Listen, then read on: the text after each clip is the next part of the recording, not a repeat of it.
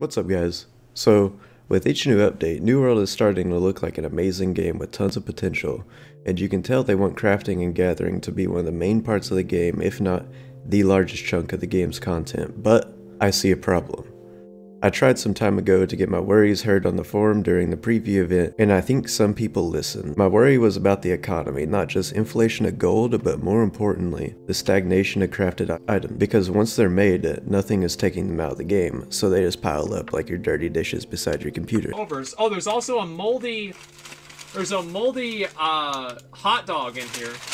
And in the span of probably a year, we will see armor lose more and more value, which I think will spiral downwards quickly, making crafting essentially worthless. We don't want prices to look like the Depression, we want GameStop. So, how do we make that happen? Well, there's a few games that had this exact question in the past, and they've made amazing leaps to not only mitigate the problem, but to reverse it. So maybe we should take a look at the past to try to fix the future, and the game with the most intact and honestly impressive economies is, well, RuneScape.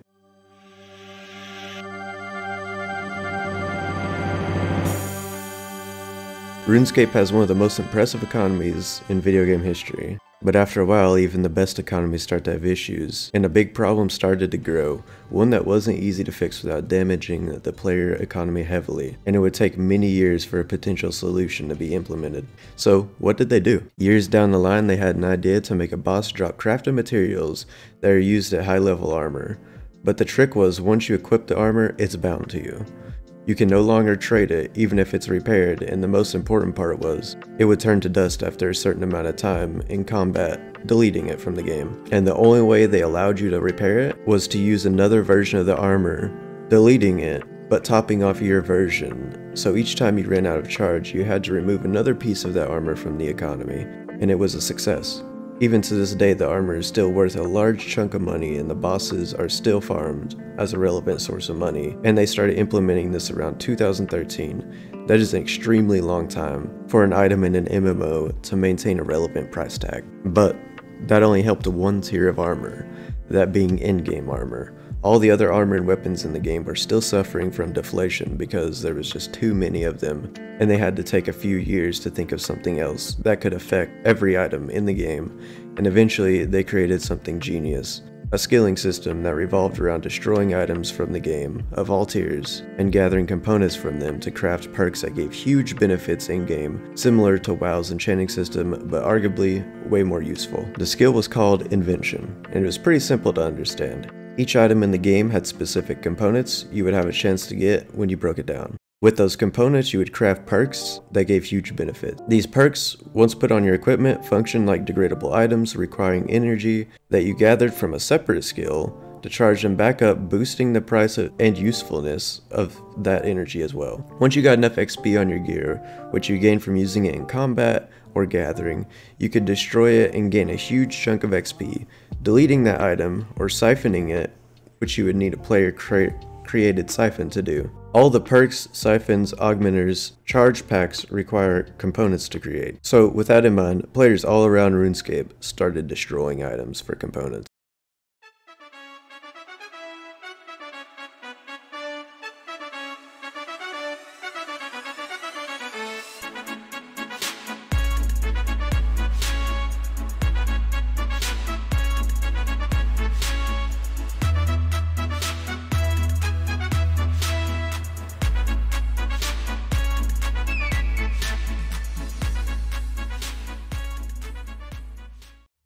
So they could get the best perks, and what ended up happening is they bought the cheapest items that gave the components that they wanted, boosting the price of lower price items significantly, and when the item became too expensive, they would change to a lower price item, boosting that one, and so on. And it became an endless loop that keeps the price of most armor and weapons and just general items protected in a way from deflation, keeping crafting and bossing for gear relevant far into the future.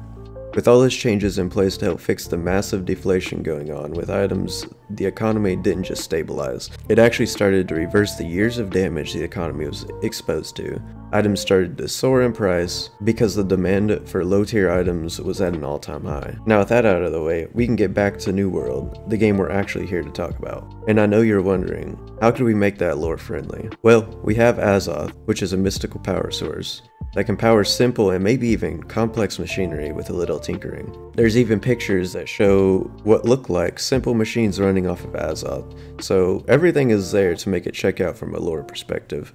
And in the time frame that the world is set in, that being from the 1600s to the 1700s, humans were already starting to experiment with simple machinery. And it even opens the door for potential corrupted powers or corrupted machines if we're able to harness the same type of power that controls them. So what I'm trying to say with this video is I think the future of New World could be fixed by the past of Runescape.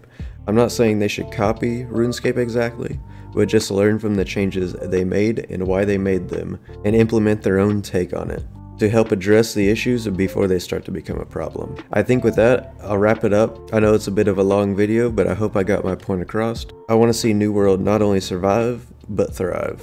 I think they're building something great, and I don't want it to fall apart like many MMOs in the past have.